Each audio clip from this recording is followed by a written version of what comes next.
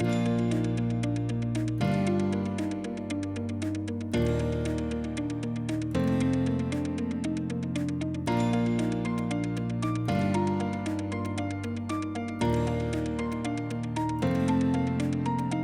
and welcome to Not Done Yet, the podcast celebrating age, challenging ageism, and proving that retirement is just the beginning. Before we get going, we'd just like to say a huge thank you to everybody who has listened to the first 2 episodes of this podcast on YouTube, and in particular to episode 2, which has recorded a staggering 11,000 views since it went live last week. So setting the bar very high for our No guests pressure, today. Elizabeth. No pressure at all. We'd like to welcome all the new subscribers to our YouTube channel, and you can help us spread the word by sharing the podcast with anyone you think might be interested in it. Not Done Yet is brought to you by the Civil Service Retirement Fellowship. We are a national charity specialising in supporting former civil servants and their dependents through charitable services built around friendship and advice. But this is a space where experience meets curiosity, wisdom meets possibility, and where we ask a very simple question: what comes next? Each episode, we chat to inspiring people who are redefining their later lives, from embarking on new careers and creative projects to volunteering, learning, activism, and adventure, or a combination of all of those. Because retirement isn't the end of the story, it's just the start of a brand new chapter. And if you're listening to us on this episode, the chances are you're not done yet either. So, a few introductions. My name is David Tickner. I'm Chief Executive of the Civil Service Retirement Fellowship, and I'm delighted to introduce my podcast pal and partner in crime, Denise Headley. Denise is the CSRF's Deputy Chief Executive and is also an experienced broadcaster herself, running her own weekly podcast on politics and world affairs. All of which is a precursor to the main star of today's episode, which is a former, well, it's still a current member of the CSRF community, although recently retired, Dame Elizabeth Gardiner, who ran as our civil service champion. And for those of you listening who are not quite sure what on earth that might mean, as a charity providing support to civil servants, we had the luck to have a senior member of the civil service who acted as our champion, if you like, an ambassador, supporting us, helping us, advising us, and promoting us. And Elizabeth occupied that post for a good deal longer than many of her predecessors, from 2019 to 2024, which was around the point she actually decided she was going to retire herself. So now she's been in retirement for just over about a year, I think. It may be 2 years. 2 years. There you go. Wow. Thank you for that. We're very delighted to have her join us on the podcast. So a huge welcome, Elizabeth, and thank you for coming on board. Thank you very much. Yes, it surprises me that it's 2 years as well. There you go. Oh. So we're going to kick you off with a standard question we ask every single new guest on the podcast, which is fairly simple, although you may not think so in terms of the answer you might give. But when did you realise you were not done yet? So I don't think I ever thought I was done. It was always this question about when I would retire. And I always had in mind that I might go before I was 60. And I was lucky enough to go when I was 58, which seemed like quite a privilege, really. And part of that was thinking, well, if I could go then, there was a lot of life that I'd like to live after retirement. And I'd had a very full-on job, which had squeezed out a lot of things in life for many years. And I was keen to try and pick up things that I had previously done, or do more of them, or do new things. There were lots of new things out there that I wanted to be able to do, and that work didn't really allow. So it was exciting to think that I could retire and have a whole new chapter. So I don't think I ever thought I was done, but it was a bit daunting to one thing to think about it, another thing to actually do it and try and make it reality. Yeah. When you first, oh, sorry, Dee, cutting across No, you. I was going to say, I think you were going to ask on that. I was what I liked about what you said, you talked about during your work career, lots of things were squeezed out, and then you were excited about retirement. Because I think sometimes people look at retirement and there's an element of fear in that. So, in terms of the things that you were able to do that you were excited about, could you share some of those with us? Yeah, so lots of things really.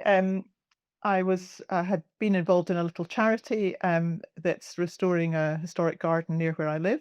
So I can spend a lot more time involved in that, both in gardening but also in running the charity, which I really enjoy. But lots of sort of hobbies that I hadn't necessarily given them up, but I hadn't spent much time on them. I never seemed to have enough time to read or to go to the theatre or to play the piano or whatever it might be, or to plan holidays was another thing. And this was me rather than my job. I think I was very bad at planning to go away, always thinking, oh, it might be busy then, it might be busy then, and then suddenly the year would go past and we would hardly have been on holiday. So that was down to me, really. Got better in later years, but I had been very poor at that. So I was looking forward to being able to go off, especially having had a job that was very tied to the parliamentary timetable, which is effectively a bit like being a teacher. You can only go in the school holidays. I was looking forward to being able to travel at any time when I wanted to. So that was, there were lots of things that I had either not done or done a little bit of that I was looking Yeah. forward to getting more involved in. So, could you tell us where you went the first time around? Sorry, Dee, I'm rabbiting on. So the first time round, the first sort of big trip we did was actually to France, I think, where we moseyed down through France over a number of days, had our holiday, and then moseyed back up over a few days. And that seemed like a huge treat because up to then it had been finish work, dash to the airport, get on a plane, go, spend our 2 weeks wherever with my phone, usually with my work phone, and then dash back again and straight back to work. So to be able to just sort of head off down there And was that moseying by car, by car, bicycle? yes, By car. car, very civilized. And it took, I would say it took us a little while to realize we didn't have great ambitions about traveling the world when I stopped. Actually, my husband's still working part-time. But everybody always says, "Oh, where are you going? Are you off to Yeah. New Zealand or what?" So that made us sort of start to think about where did we want to go. And in fact, in November last year, we went on a trip to Africa, to southern Africa, where we went from the Victoria Falls down to Cape Town overland over 3 weeks. And that was the most adventurous thing we've ever done in our lives. And it was fabulous. So maybe we'll do more of that. So have you now been updating your bucket list for top travel destinations that you'd like to visit? Well, there's so many, aren't there? Everybody you speak to has been somewhere and they say it's wonderful, and you think, I have to add that one to my list. Well, we did the first episode of this. We spoke to Jean Anderson, who I think you probably have met. She's one of our office volunteers who's been with the organisation for a long time. And she, like you, had never done much sort of global travel.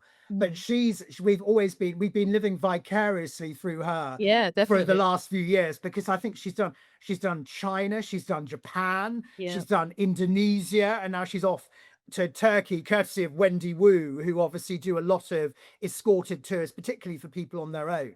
And you've got that security of where you're going, that that you've got guided tours and all of that sort of stuff. Yeah. So I think you will find the world is literally your oyster. Yeah. And we did a tour like that. There were 9 of us, and it felt very organized. We did camp, and everybody assumes that's sort of, glamorous camping, but it was, put your 2-man tent up camping, and that was wonderful. We really enjoyed that. And when I booked the holiday, the person I spoke to in the company said, if you can camp, you should camp because it's such a wonderful experience. And she was right. It was a wonderful experience. I love camping. Yeah. But You were under canvas while everyone else was in a 5-star safari lodge. Unfortunately, we couldn't see the 5-star. But that was a wonderful experience. And, one night we got up in the morning to be told that the hippopotamuses had been out the river during the night grazing round our tent. Wow. I had been fast asleep, so I knew nothing about that. Presumably there may have been some deposit evidence that they had been in your area. Yeah, fortunately not near my tent. So. Exactly. I mean, the fear factor, is something, particularly on the travel front. I remember, I think we were saying a couple of episodes ago about how brave you are when you're younger against when you are slightly older. You have a lot more boundaries. I used to go camping a lot, but I think I've said on previous podcasts, I do quite like some modcon comforts now, and the idea of self-servicing certain parts of the experience, I think I'd probably be quite happy to draw a line on. But when I was at university or just out of uni, a friend of mine and I decided we didn't have much money. I had a very small beat up VW Polo, and we couldn't afford to get a flight. And we just thought, well, we'll just drive. And I remember ringing my dad from a phone box in Brighton in the days before mobile phones. And my best friend was next to me, and I said to him, just a quick question before my 10p runs out. Do you think my car will get us to Portugal and back? Did he And, say no? Well, no, he said, he sort of, you know what parents like? He sort of like reflectively said, well, yes, it probably would, but you need to have some awareness of what goes on under the dashboard, i.e. know how to change oil and do all of that sort of stuff. So all we booked for that trip was a ferry ticket, and we literally had a map of Europe, and we said we're just going to drive down the main route through France, across Spain, into Portugal, and if we want to stop somewhere, we will. I don't know if I could do that now, but I think Well, I think I've been a bit braver. I think that was one of the things I was a bit conscious of. It's not to sort of settle into some sort of comfort zone. So the going camping in Africa was part of that. I went sailing last year. I've never sailed, and wow. I have How to was say, that? well, I was quite scared before I went, but I actually loved it so much that I'm going again this year. There you go. Well done. So that was really interesting, and you know, proper sailing, not glamorous sailing. It was wonderful experience. But I had to sort of push myself out my comfort zone to do that. But I think what I'm learning is, yes, you're braver than you think, and these things are actually fun, and you just take the plunge rather than saying, Exactly. "Oh, I don't." And you do have that." time to enjoy them as well, because Yeah. I mean, particularly from what you were saying, we only ever saw a very small fraction of the level of work you were doing when you were in the civil service, in the sense of full on, because obviously some of the, without obviously going down that route because of confidentiality and all the rest of it, but you were involved in some big decision making in civil service and government, you know, Brexit, all sorts of things like that. I mean, I'm amazed you found any time to focus on anything other than work. Well, it felt like that sometimes, but I think I did always have a life, and kept in touch. You know, I had one of the things I've really enjoyed since I've retired is keeping up with friends a lot more. And I'd always managed to keep up with friends a little bit when I was working, but work often got in the way. So that's been really nice to have more time to meet up with friends and do things with friends. I've certainly enjoyed that. Hello there. If you're enjoying this episode of Not Done Yet, this is the commercial break. You may not know, but the Civil Service Retirement Fellowship is a national charity. We receive no funding from the civil service, and we are entirely supported by the generosity of our donors and subscribers. If you'd like to join our community or just make a one-off donation, check out our website www.csrf.org.uk and make a donation online. Or if you prefer, give us a call on 0208 691 7411 and make a donation over the telephone. Thank you very much. We hope you enjoy the rest of the episode. Can I just go one step back, Elizabeth, just very quickly before we go forwards again? In terms of obviously you've very kindly shared about your decision to decide to retire, and the fact that you were obviously quite keen, you were able to do it 2 years ahead of the number. But how did you approach when you made that decision that you were going to go? Did you have some insight as to what that might mean from the sort of transition point of view? Did you do a lot of research in terms of what you needed to prepare for planning for retirement, or the rest of it? Or did you, I mean, you may very well have had a suite of knowledge about what you needed to know about when you reached that point. No, I mean, on the financial side, I took some financial advice, and that was the first time I had really done that. And obviously, you know, got the information from the civil service pension providers and sort of looked at the figures and worked out whether it was a feasible thing to do. Yeah. But beyond that, I don't think I did really plan, and we didn't, you know, rush off and do things immediately. And some of the advice I'd got from people who had retired was, you know, give yourself a bit of time. Don't rush around saying yes, yes, yes to everything that comes along, and wait and think about what the things are that you really want to do. And I think I was quite conscious of that. it helped that I broke my foot after about No. very Serendipity. I just felt I was getting into my stride of retirement, and I broke my foot, and I was lying on the sofa for several weeks. But that was probably quite good because that just sort of prevented me rushing around. That wasn't through taking up can classes or No, something it was like that. not. No? I just tripped down a step. It was very boring, but I'd never broken a bone in my life, so to do it just after retirement seemed a bit mad. But yes, that did slow me down at the beginning. But I have, found things. I go out with a footpaths group in the village, which I really enjoy. That sort of look after. We live right out in the countryside and have lots of lovely footpaths round about.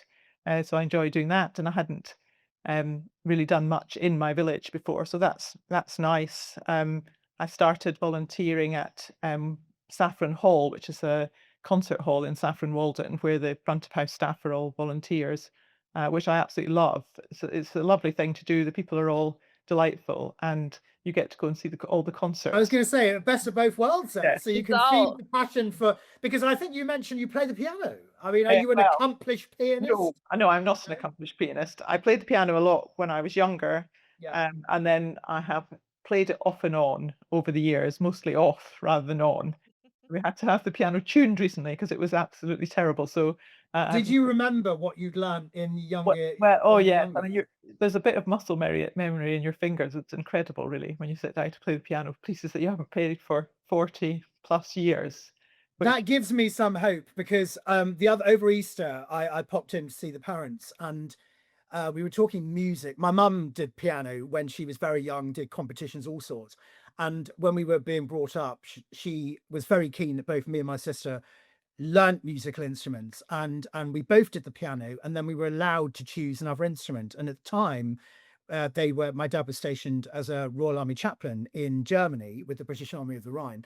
And we used to do what was called air trooping flights that went backwards and forwards from Luton Airport to RAF Gütersloh, which no longer exists.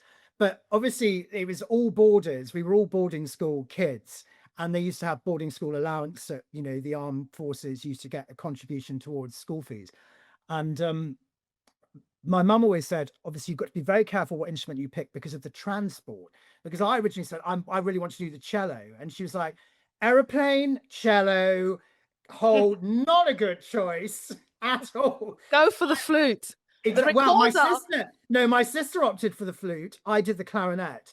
But, and I managed to get up to, I didn't take grade 8 clarinet, but I got up to grade, almost, I practiced for grade 8 and then got sidetracked at the age of 18, as you do, and sort of, it goes off the radar. But I have not played a clarinet for a long, long time. And my mum has one. And she's like, we're taking some leave next week, and they've rented a farmhouse in Sussex. And she said, I'm bringing the clarinet, and you're going to have to see whether you can remember how to play it. And I'm like thinking, there must somewhere in here, there must be some memory. So you've given me hope that it is possible to dig out those memories many years later. Yeah, I have to say I only play for my own pleasure. It wouldn't be a pleasure for anybody else. Oh, very good, Elizabeth. I've got a quick question for you, Elizabeth, about perceptions now and before. So before you retired, what were your perceptions about retirement? And now you have retired, what are your perceptions about retirement? Oh, that's quite a tough one. Did I have perceptions before? I mean, I thought I have a sister who'd retired who had certainly found the transition not a difficult one. I'd also seen other people who perhaps had struggled a bit more with retirement, but I hadn't really worried about that because I did feel like I had quite a full life that I could sort of dial up the bits of my life that weren't work. And it's more than fulfilled my expectations. I mean, I used to get this was when I was working, people would say, "Oh, I don't know how I ever had time to work," and I would kind of roll my eyes, thinking. So I'm determined never to say that because obviously you would have time to work. You just wouldn't be able to do all the lovely things that you get to do when you're retired. So yeah, and I'm not saying that, but I don't have any problem filling my days, and I feel like I fill my days partly with sort of purpose through volunteering and doing. I'm learning a language. That's another thing I've started doing. What language are you learning? I'm learning Turkish. Wow. Because my son's partner is Turkish, although she and her family speak beautiful English. So I don't really need to speak Turkish, but I wanted to try and learn some Turkish. And So, let me ask you a question. How are you learning Turkish? so I've started with Duolingo. And I have to follow you, Elizabeth. I'm doing German on oh, Duolingo. very good. And I've also now got a textbook because I feel like I'm a bit of an old-fashioned learner. I need to understand the grammar a bit better than I But the can. the Duolingo concept, I think, is quite a clever one because it does. I mean, I've done it several times, obviously when time permits, but I think it is a very good way of keeping the brain cells whirring because it activates a part of your brain that you might hitherto not be using. And I like the way the app works in the sense, although it does, as with all these things, it but consistently badgers you if you don't do your lesson. So you'll get these little notifications going, are you not wanting to practice German today? And then it's like, oh, we're so sorry you've not found time to learn German Subtle today. pressure. Exactly, exactly. Which I think was one of the reasons I threw the app off the first time I did it, because it was like some days where you don't have time, but then equally it does that combination of oral, audio, seeing the words as well, and it's in an easy chunk format. Yes, I think that's right. I think the easy chunk format is very clever because you can never say you haven't got time to do it, and you also. My husband recently, I just was doing the free version, and my husband recently upgraded it for me as part of my birthday present, and it's much better actually Oh now. yeah, because you don't get. I mean, So you so practice. you're now super Duolingo as well. I am, so I'm now practicing more, and it's quite Exactly. addictive. And I think as a child who was sort of educated in the 70s and 80s, I had lovely French grammar, but don't put me in front of a French person to have a conversation. That would have been terrifying. There was no sort of focus on speaking and listening really. So I think the Duolingo is very good for that because it made that part of my brain work. It also fascinates me with. D, have you seen Duolingo before? No, I just made a note of it because I You don't should know do. it. It's well, it's the owl is their sort of like motif, but it's definitely Okay. gonna well. Although they do have quite an eclectic mix of what you can learn on Duolingo. I think they've embraced chess now. I'm not quite sure how you can learn chess on Duolingo, but you can also, I think, speak Vulcan or one of these Star Trek languages if you are so moved to do so. So I mean, I looked at Russian, and then I have to say I gave up after a few months because at least with German, you've got a sport, and of course with French, you've got a sporting chance of understanding what words might mean. Whereas Cyrillic is completely there's no guesswork involved at all. You've got to actually knuckle down and obviously look at what you're doing. Yeah, so that's certainly something I've never done, and I probably when I retired, I didn't anticipate that I would do that, but I think I was looking for something that might, um, I wanted to learn something new as something sort of, um, you know, written, so to speak, as opposed to I've taken up paddle. That's another new thing I've done. So, I'm taking more exercise and doing that sort of thing, but I did What's want paddle? book learning. So paddle is a sort of Yeah. version of a short tennis that's sort of between short tennis and squash. So you play off the walls. I'm very bad at that as well, but I do enjoy it. It's good fun. Excellent. I'm intrigued to know just on the point of how you fill your time. I mean, presumably because of how far you got up in terms of networking and connections, you must have had loads of people wanting you as sort of, trustee and board and networking and all the rest of it, to like dragging your phenomenal experience of both from a legal perspective but also from the civil service perspective. Well, I don't know. I wouldn't say that, hundreds of people were beating their way to my door. I have done little bits of work. Yeah. Um, so I did some drafting for a backbench MP, um, and I've done a little bit of work for the House of Lords Authority and some other bits and pieces, and have spoken at various things. But 2 years out, I sort of, and I'm on the Council of the Statute Law Society, which is, obviously very related to my previous Yeah. life.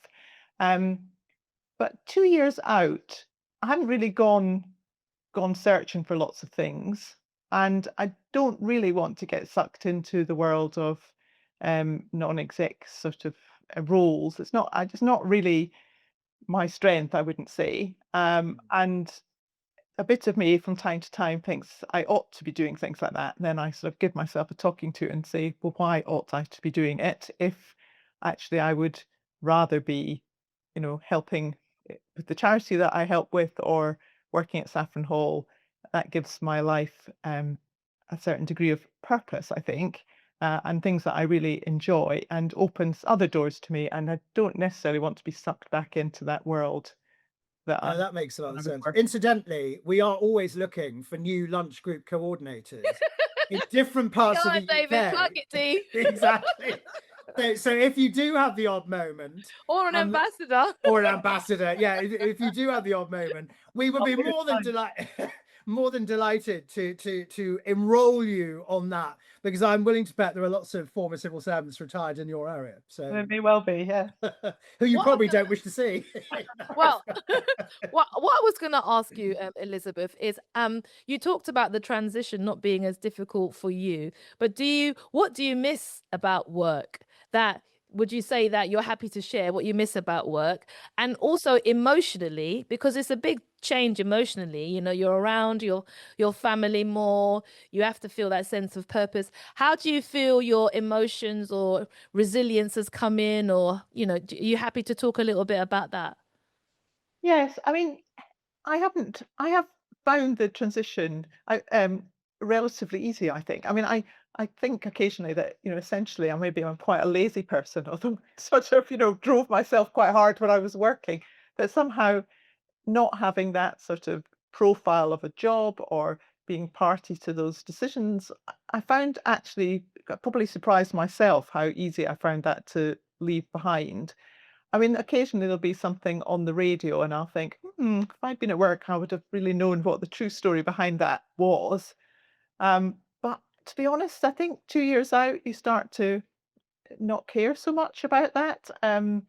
I don't listen to the news nearly as much as I did when I was working. I mean, I used to be an absolute current affairs fiend when I was at work, and always listening to relevant podcasts and all sorts of things. And I do a little bit of that now, but nothing like I did when I was at work. And I find, more interesting things. I've become addicted to the Empire podcast.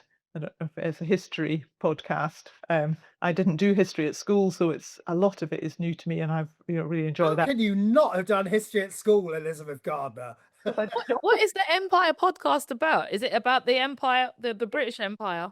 Well, it's about all sorts of empires. Oh, okay. All over all over the world. So so I've just been listening to episodes about the Middle East, but they've been all over the world in the episodes I've listened to. So I had a lot of catching up to do. So there were 350 episodes already under the belt when I joined it. I have been trying to catch up with those. But so that is of more interest to me now, perhaps, than endless sort of current affairs. I feel like And what about, I mean, obviously podcasts, I mean, that sounds great, but what about guilty pleasures on the binge watching on the television? I mean, now you've got all this time, and I would imagine, since you've said you broke your foot and you were on the sofa, what did you binge watch on the television during that So time? that's 18 months ago. I can barely remember that. I have to say that the one thing I have said is that if I start watching daytime television, I will go out and get a job. So um, I've No, noticed. I'm totally with you on that. Yeah. I entirely agree with you on that. So I don't really do that. We recently had a trip to Vienna where we hadn't been before, and as a result of that, we've been watching The Empress.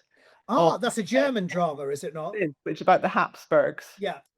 Having been submerged in the Habsburgs when we were in Vienna, we thought we would watch that. So that's our current guilty pleasure. And are you enjoying it? It is good, yes, it's very good. Yeah, very glamorous.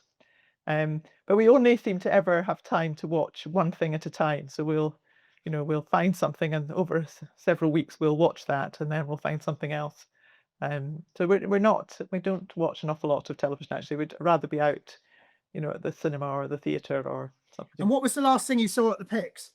So that was just this weekend. We went to see the Hail Mary project. That's the one with Ryan Gosling. It's had lots of good. And what did it live up to expectations? It was very good. It was very long, 2 hours 37 minutes, I think. Wow. So it was very long, but it was very good. Yes, it was very good. We did enjoy it. Excellent.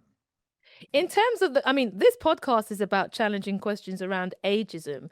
Has that been a feature for you, or anything that put your mind to or had an experience with since you've been retired? Um, no, I haven't come across it. I mean, I was speaking to somebody the other day who was, talking about having tried to get a job in tech as an older woman, and how it wasn't until they took details off their CV that indicated the age that they were sort of getting through the door. So that was quite interesting. But no, I haven't really encountered that. I mean, I think.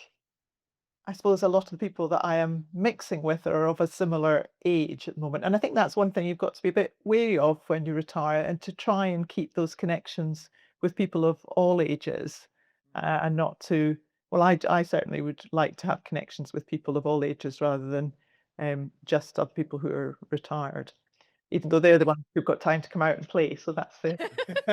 Very true. We hope you're enjoying this episode of Not Done Yet.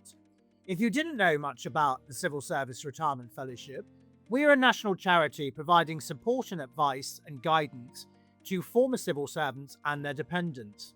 If you would be interested in finding out how you can become a volunteer or a donor, check out the website on www.csrf.org.uk, or give us a call on 0208 691 7411. We'll look forward to hearing from you.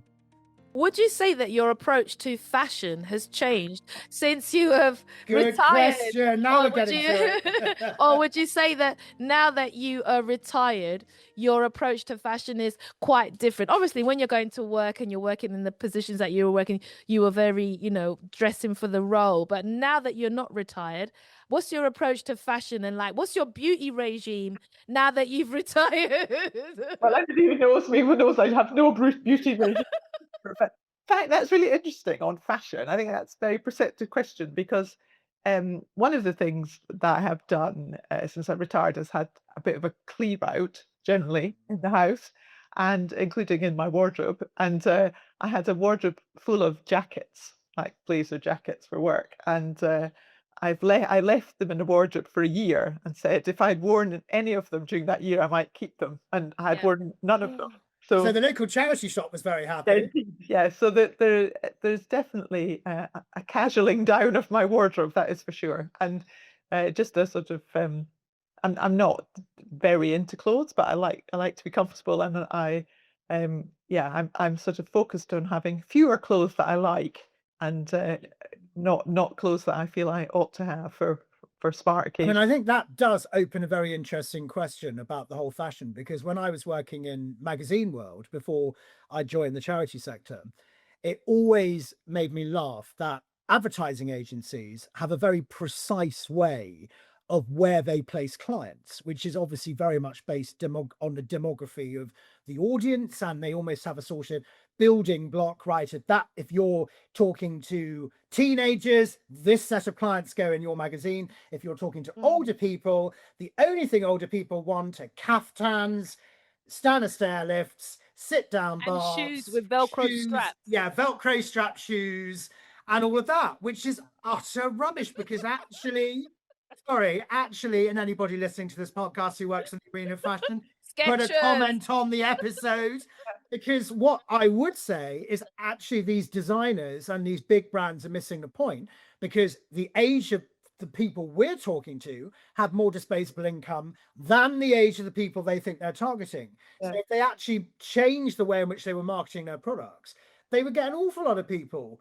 You might get a retirement loafer, Dee, a loafer, or you could get retirement the sliders, retirement sliders. But you get all these adverts. Even when CSRF used to have an ad age, a contract publishing company that used to place ads, but all the ads were the same. It's like, are you losing your memory? This is buy this guide and it will help you from turning completely senile before the age of 75. Or here's a wallet that goes behind your coat with several zips, which you will never be able to reach. And here's a telephone with gigantic buttons, just in case you don't know how to dial a number on the telephone. I mean, it is so ridiculously nonsensical. But I think, just to speak to the point that you very prudently raised about your tech lady friend, There is, I think, within the sector that supports older people and those in later life, a very appreciative understanding of the older you get. If you do have the misfortune of having to find another job, it is a hell of a lot more difficult Yeah. to get your foot in the door.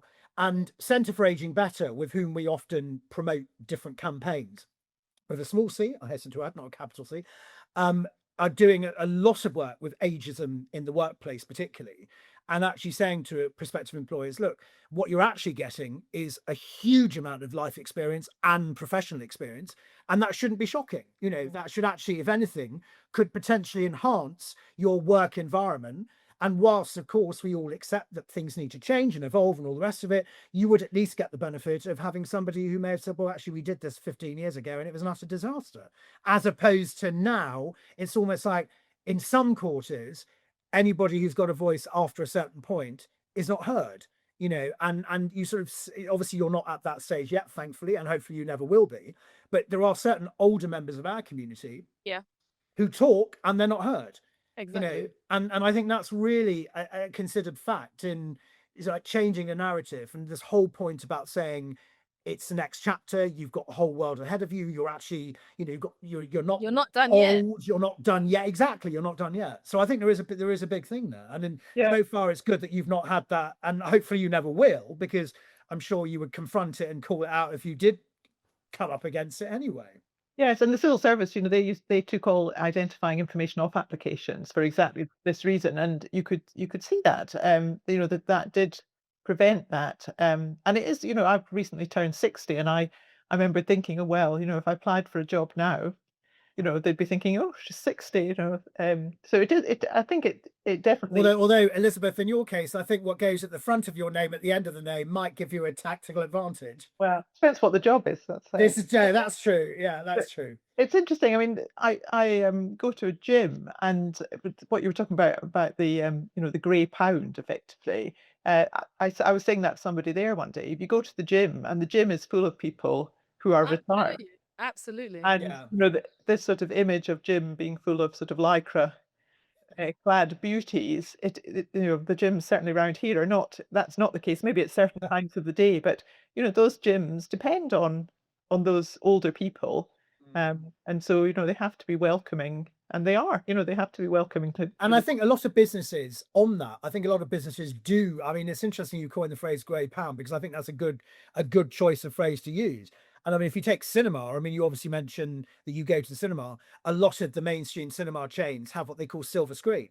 Now, one disputes the choice of silver screen, but you could just call it something a bit less OAP related. But they do appreciate the fact there are certain times of the day where they are empty, or they don't necessarily have the footfall that they're using, that they want to obviously use to try and attract people who have got more flexible time to come along out of hours, as opposed to obviously the mainstream. Dee, you are poised to ask another question. Yes, I've got my pen raised. Yes. Yeah, And what I was going to say to you is, you know, when you talked a bit about the fashion and having a declutter of your wardrobe and things, did you then extend that to other parts of your life? Maybe certain people, friendships, things that didn't work out, or maybe like you just focused on the utility room. I don't know. What did you? How did it work? Expanded through the rest of the house, but so no, I wouldn't. No, I have no, not on friends, but maybe that, you know, maybe Work it's quite colleagues, concerning on my friends. So I, you know, I try and keep up with people, but I think there is not so much on friendship and relationships, but on other things. You know, it's going back to that thing about not agreeing to do things that you don't really want to do. There are so many things out there that you could do, you know, so many options of things, you know, so many organizations looking for people, sort of volunteer roles, that you don't really need to be doing things that don't sort of light up your heart, so to speak, because you will always find something that you are interested in, and I think you're going to do it better if it's something that really resonates with you. So I would say keep looking rather than feeling that you ought to do something. So I mean, where I was offered, you know, certain things after I retired, which I just sort of declined, because they really, I might have done them because I felt I ought to do them, but it would have just been a sort of, oh, here we go, I've got to do this type of thing. And I feel like certainly at this stage, I have for once, for the first time for a long time, I actually have a choice in how I spend my time. And And that's very visible. I think that you come across as really, hugely more relaxed because your life is yours in the yeah, sense that you absolutely. are completely in control. Yeah. Just on that one point about the decluttering that Dee brought up, to go one step back, one of the we did a whole series of workshops actually last year at Civil Service Live, and we've done them for departments since then on planning for retirement, and they've been very well received by many delegates who participated. But we've done it from a different approach. Yes, finance is a part of it, but the whole readjustment element, particularly with the readjustment to your loved ones. And in a sense that obviously if you're working, I mean, obviously now, obviously with more hybrid working, it's probably less the case, but for a good chunk, you get up, you go to work, you don't see your other half for most of the day. You then come back and do the same thing Monday to Friday, you go reconnect to the weekend. And that is a big sea change. And obviously when I've been, you all know, obviously I do quite a lot of group visits, chatting to people at groups who are husband and wives who do turn up. They're like, the wives are like, well, I had a great thing going and then my husband retired and I had to crowbar him into what was doing because he didn't have a social life and we had to readjust that. Was there any element, without obviously offending Mr. Gardner, was there any element of you worrying about that readjustment of having loads more time? Or No, not really. My husband had actually retired from a previous job, and for a year he didn't work, and then he went back to work. yeah, And we were both working. So he had that sort of in reverse, where he had a life, when I was at work, and then now he's working part time, and I'm obviously not working. But I think we're quite independent people, having had quite independent work lives. And so we both do things that don't involve the other, and we do things together. But we're quite conscious that we don't want to, kind of adopt each other's social lives. But we each do things ourselves. Some things we do together, but we each have interests that the other isn't really involved in, and that seems to work fine for us. So I think, but I do recognise that, and having seen it elsewhere, where yes, in the examples that I have, certainly the husband has retired and kind of adopted the wife's social life. exactly. Isn't necessarily what's wanted, really. But I think it's hard.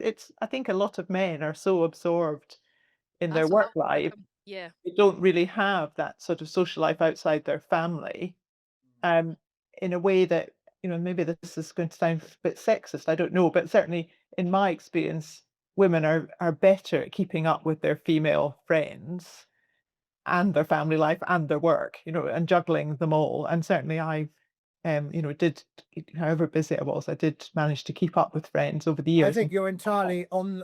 I don't think that's sexist at all. I think that's Not such a an big astute, supplement. yeah, and it's an astute observation. I mean, we've said on previous episodes of Not Done Yet, this whole business about the fear factor of what on earth your life is going to be like when you do get to that retirement. And obviously, for everything you've said to us so far, thankfully, it's been a great experience for you on one that probably superseded what you perhaps expecting it would be, Yeah. because you've embraced it, you've looked at lots of different things you're doing, you've mixed it up, you've done lots of different things. But I mean, it is, and I think, I mean, we mentioned, I think it was, we were talking about men with sheds, which was a campaign that Age UK tried deliberately to try and encourage men to be more sociable. I mean, it worked for the period it worked, and I thought it was it was a great initiative and all of that. But it is difficult, and I think if you're entirely consumed by work, particularly if you're single, I think having that readjustment period when you do get to that point is absolutely essential, that you perhaps, I mean, certainly from my point of view, I'm a bit away from retirement, but I live on my own. I don't have a family. I obviously very much in the work. I do have friends I keep in touch with, but I think as I get to that point, I will probably take a leaf out of all the people I've listened to talking about this and think I need to broaden my social horizons before I actually get to that retirement point. So I had a new set of communications and contacts, etc., And I as think well as friends as well. it's twofold, isn't it? It's the making sure your social circle doesn't get narrower and narrower and narrower. Yeah. You're always going out and meeting new groups of people, but also realizing that there are things out there. So, for example, going back to the garden that I work at. We have, about 70 odd volunteers there, and a lot of them are men, because a lot of it is physical work in the gardens, which, a lot of men really enjoy doing that, even if that's not been their work life. So there are lots of I opportunities wonder how many of them have been there. volunteered by their wives. Well, I don't think they'd stick it if they'd just been volunteered by their wives. I think, and I'm sure some of them are single, and it's a nice social thing to do, but it has a purpose. And in fact, we have got some people who previously were just friends who just used to meet up, who wanted to meet up with more purpose, and so come and work in the gardens for the day and And meet it's up rather mentally than just have coffee. stimulating as well, isn't it, Elizabeth? That whole mental stimulus, because loneliness is actually more dangerous to you than smoking, because Yeah. effectively you're just your body then releases negative chemicals, you're becoming more insular, it affects your appetite, it affects your whole, your energy and everything. And I think that's really important. But one of the things I wanted to just quickly ask you is, you spoke about your gardening. Could you tell us, do you have your own garden? Have I you do. got, yeah, what have you got planted? Have you got any tomatoes Looking out down? on it here at the Oh, moment. wicked. What have you got outside by way of like flowers, or have you got vegetables, or So my husband does the vegetables. I'm not really so into the oh, veg. well done. We have quite a big garden, and at the moment we have a lot of tulips, which are Very nice. lovely. And then we've got a lot of alliums, which are going to look beautiful, but they aren't yet in flower. So the daffodils and the narcissi some of the narcissi are still flowering, but most of the daffodils have gone. So at the moment we're majoring on tulips, I have to say. Oh, fabulous. I do love That's tulips. Yeah, I've got a garden. I really like gardening, and I put down some tomato seedlings that one of my mum's sorry, it's my aunt-in-law, she gave it to me. But the slugs ate everything. So they've eaten all of that. But I've got garlic, potatoes, I've got dill, and then I've got this like watercress thing. And I just go outside and I just chop it. Oh no, I've got spring onions as well in a pot.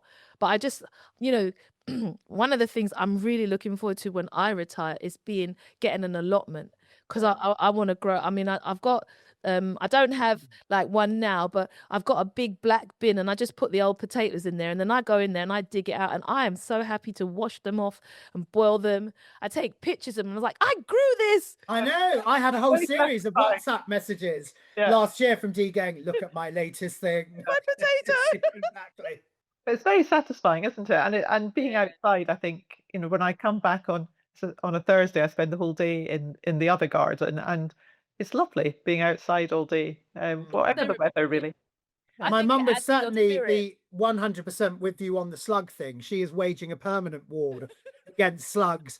I can't remember what crop she planted the other day, but she said no sooner than it had gone down, within sort of a very short period of time, it had been annihilated by courtesy of slugs and various Well, other I think things. the gardener's tip, which is organic, is the eggshells ground into a powder, because then they can't slither over the top of it.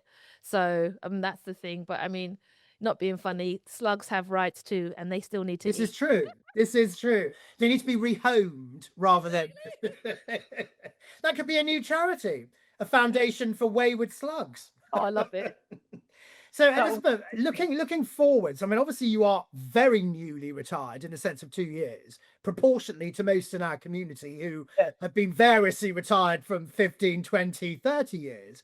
What is still on your horizon? I mean, obviously you packed an awful lot in so far in the first couple of years, but looking forwards in terms of, I know you mentioned bucket list of travel, but what other challenges do you want to meet as you move forward into your retirement? Oh, so I think at the moment it's sort of more of the same, really.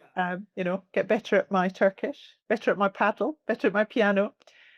Find time for all of those things. I think travel, we do, well, at some point, I'm sure my husband will retire, and then it frees us up a bit more to travel. We're going to Scotland this year for the first time in a long time, because it's amazing how the years go by, and I was going to say find that's a time bit to go. that's a bit sacrilegious, isn't it, for someone with the Scots accent? When was the last time you Well, were to certainly Scotland? so I've been to southern Scotland probably quite frequently, but I actually come from the north of Scotland, and it's quite a few years since I've been home to the north of Scotland. So we're doing a big trip up there this year. Very But nice. yes, I think there's lots of places in the UK and elsewhere that we'd like to visit. So it's trying to do those well, to plan and do those. But I haven't really got any burning ambitions, I don't think. It's So sort of what would an your opportunity top to come along. three, what would your top three global destinations be on your travel bucket Oh list? boy, that's difficult. I would definitely go back to Africa. Yeah. Um, I'd quite like to go to Costa Rica, I think. Uh, Interesting. Why Costa Rica? well, the wildlife in Costa Rica is quite amazing, and the flora, the flora as well, really amazing.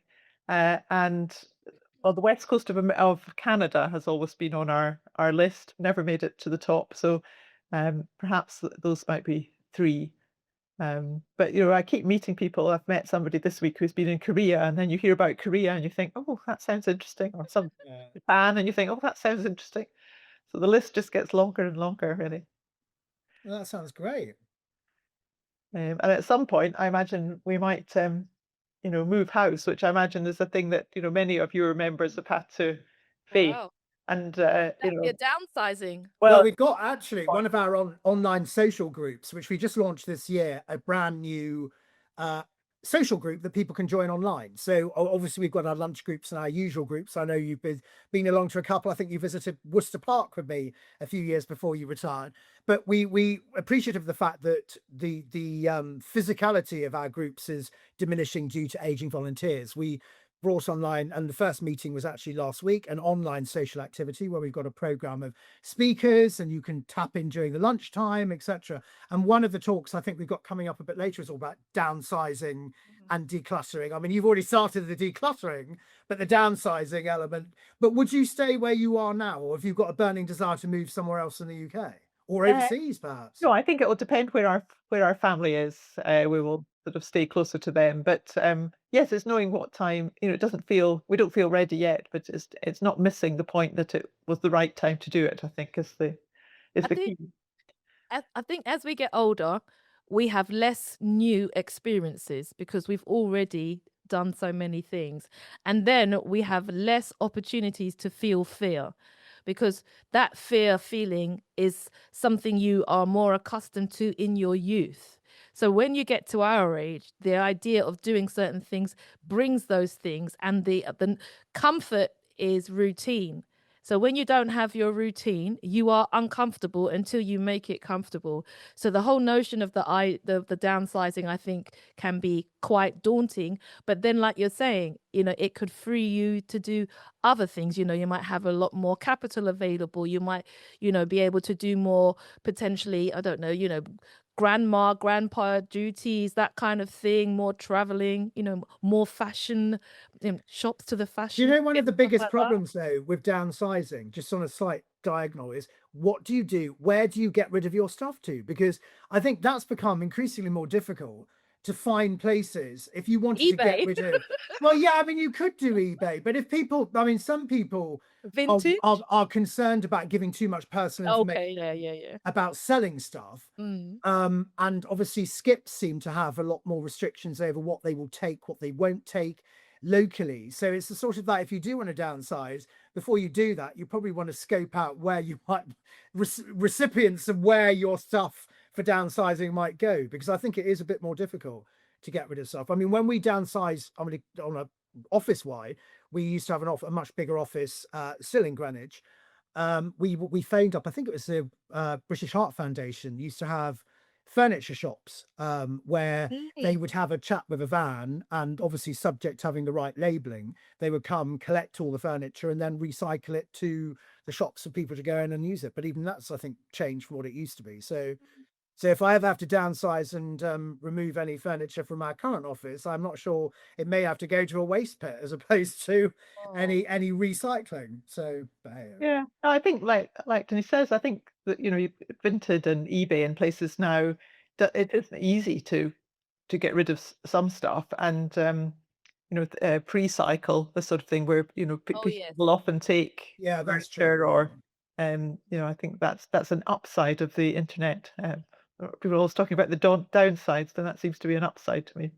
Well, we've just done a tech survey for our audience. Oh yes. which has had a massive response. We had a print survey that went out in the latest issue of Fellowship News, which we're currently obviously processing, but it's proved quite an interesting Brilliant. information coming in. I think not just about our community, but about older people's views of technology in general and their resistance to using some of it against what they are prepared to use. So we're hoping we can obviously use that data and information to sort of streamline some activities. I mean, one thing which I think was a very interesting point, which I think is certainly, I don't know if it's probably not fair to say it's age specific, is common sense in terms of how you explain things. And a lot of the comments on the language. sheets exactly have said we wouldn't have so much issue with tech if someone didn't write it in, if we want someone to talk in obvious English rather than all this tech speak, which when we're trying to set something up or trying to understand how it works, is just ends up wanting to pull your hair out and all the rest of it. But Yeah. No, I think it'll be interesting to see, won't it? Because the sort of newer generations of retired people will have used tech at work. So there is that sort of crossover generation, which my mother was part of, but fortunately my mother had worked in tech, and so she was never scared of it. But you could see that with many of her, sort of peers, that it was quite isolating not to have access. I mean, not so much on the tech side, but was sort of generally, I was a bit spoiled, I think, when I was at work, and that my husband used to take a lot of the load of kind of life admin off my shoulders. So that is one of the things that I've been trying to do a bit more of. So rather than think, oh, that's something I'll leave for him to do, I think, no, go on, get it sorted, phone somebody up, or get on the internet and Or sort speak to it the chatbot. out. Exactly. Oh Yeah. God. have you embraced AI, Elizabeth, in retirement in terms of as a go-to place for Yeah. asking questions? I have, yes, yes. Even to the point, the other day I had something in my diary that I didn't understand, and I put it into AI. What would be a common typo for the for what I'd written in my diary? Because I clearly hadn't written the right thing, and below And me, did it give you a correct Yes. response? So what do you use, Yeah. Copilot or ChatGPT? Gemini I use. Oh, Yeah. you Gemini. Okay, okay. That's interesting that the the access to it is not a one of resistance, and I think that's the point, because And it's all there now. We can't get away from and AI in you our have to treat it with a bit of skepticism. I think, I mean, when I did a little bit of work just after I retired, I used it to give me some examples for something, and it was complete hallucination. None of the examples that they gave me existed, and I think that was quite good for me to see that, how plausible it looked and what rubbish it actually was. But for things like, I'm going to Glasgow for the weekend, it's going to rain, can you suggest 6 things I might do? You couldn't really fault it. It's very clever. It can do, yes, it can do all I sorts. think that's interesting because I think what in my view, I mean, I have only started using it in the last couple of years, but I think it's like anything. It shouldn't replace free will, but it is a useful source for information. But you would, but if you're reliant on it 100% for telling you exactly what you should do, how you should react, and Absolutely. accepting that everything you're told is entirely correct, then you've got a problem. Because Yeah. I think it's anything, isn't it? Is how deep you go and what you ask it to do and what information, because we talked about AI in one of our 60 Voices episodes, a nice plug for another one of our podcasts, but we had quite an extensive conversation actually with Mark Sedwell, who joined us for one of our 60 Voices, and he was talking about how AI is becoming a lot more integrated within the civil service, and that's something that obviously of course needs to be monitored to make sure it's not replacing essential elements that do require human contact. But in terms of efficiencies, there are areas it can be used to obviously cut down on human time as opposed to, or freeing up human time to do other stuff as opposed to what they might be doing at the same time. And that's something that was only really just starting as I was retiring. So I'm very conscious that things have moved very fast on that. I probably, if I went back now, I would, be quite surprised at the things that are Well, being. they probably got sitting in your office a chatbot now. I don't know about that.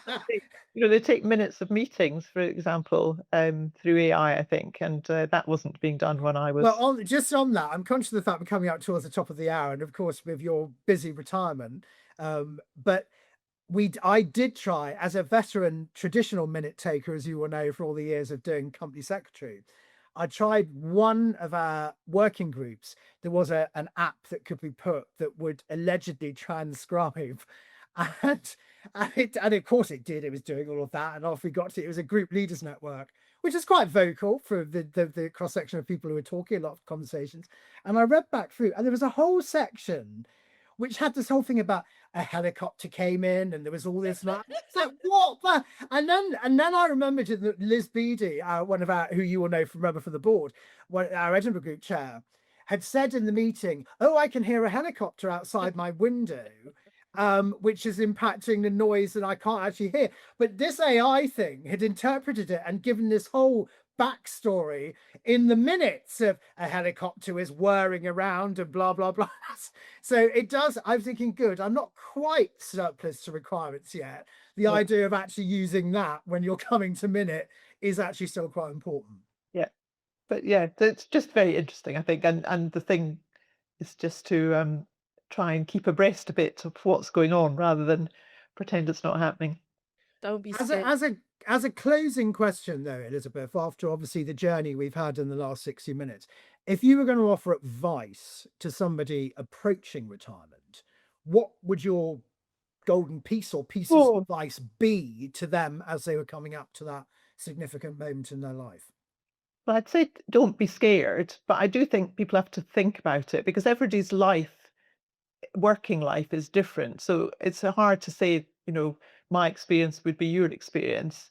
But to think about what the things are that you might do, not to rush in to do too much initially, but to think about how you're going to structure your life. I mean, I wouldn't say I have a routine as such. I mean, I have the odd thing that happens routinely, but I'm definitely not in a sort of 9 to Do 5. you set your alarm in the morning? Yes, I do. So I actually do exercise in a group thing regularly, which makes me get out of bed in the morning. And I am a morning person, so lying in bed. That's from all the years of commuting, though, I I would think it guess. is. Isn't it? Yeah, Yeah. I no longer wake up at 5:30, thankfully, but I still am an early riser. So yes, I do get up. But I just think don't just land on it, and I'm sure people don't. You do need to think about it and don't just be focused on the finances, but think about the other things as well. But maybe also to people who are still working, it's the importance of having a balanced life while you're working, so that Yeah. it's not a sort of complete cliff edge when you Although, I think it would be fair to say from your personal experience, that is sometimes easier said than done to It get is. that balance. It's definitely easier said than done, and it takes some effort, I think. But I'm sure it's good for you when you're working, and it certainly makes the transition to retirement a lot easier, I think. Sometimes we don't think 10 summers in advance. And that's to me is what's retirement, a good retirement planner is in a way. Okay, maybe you're not going to do 10 summers, but at least 2. Start thinking about it and maybe join a choir or Yeah. put your name down for the allotment or get Do a dog. things. Yeah, and Hey, have you thought about getting a pet? no. Well, we have a cat. Oh, you've got a cat. We haven't dealt with that, but we would love a dog, but we know what a tie a dog would be, and we like the freedom of not having that tie.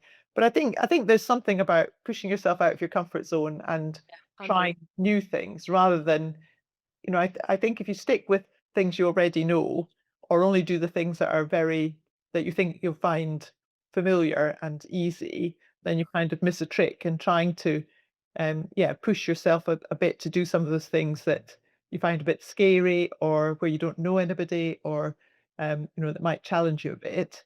But at the same time, don't do things that you're not going to enjoy just because you feel you ought to, because there'll be somebody out there for whom that's their dream thing, and there'll be something else that's your dream thing. So go and find that, I think. That's I a think great on shot, that, Vic. it That's- is, and that is a very neat Yeah. moment. I'm looking at the clock behind you and thinking it's 5 past gin o'clock. And after speaking for the last 65 minutes, I think it's well deserved. So if you just say with us very briefly, Elizabeth, I'll just do the closing comment. But just to say a thank you to everybody listening for joining us this episode for Have Not Done Yet. And particularly our sincere thanks goes to today's guest, Elizabeth, for sharing her stories, insights, and her experience with us. If you've enjoyed this conversation, you can help us spread the word by sharing this episode with friends, family, and colleagues. You can also follow us, like the content, and subscribe to our YouTube channel so you never miss an episode. We'd also like to make you aware of lots of other services and activities that you can find on the CSRF's website, www.csrf.org.uk. You can book a retirement planning workshop, very appropriate, become a CSRF ambassador, or join our monthly online social group that has lots of interesting speakers scheduled for the year, including one, just to speak to the content of this podcast, on decluttering and downsizing. But join us next time for more inspiring conversation, celebrating age, challenging ageism, and proving that retirement is just beginning. But until then, remember, you're not done yet. If you're enjoying this episode of the podcast and fancy joining us as a guest on a future episode, then we'd love to hear from you. If you visit our website, www.csrf.org.uk, you can find out on the homepage all about how you can reach out to us and become a guest on a future episode. It doesn't matter from what background you come. What we really want to find are people with interesting experiences in retirement and beyond. So maybe you could be our next special guest.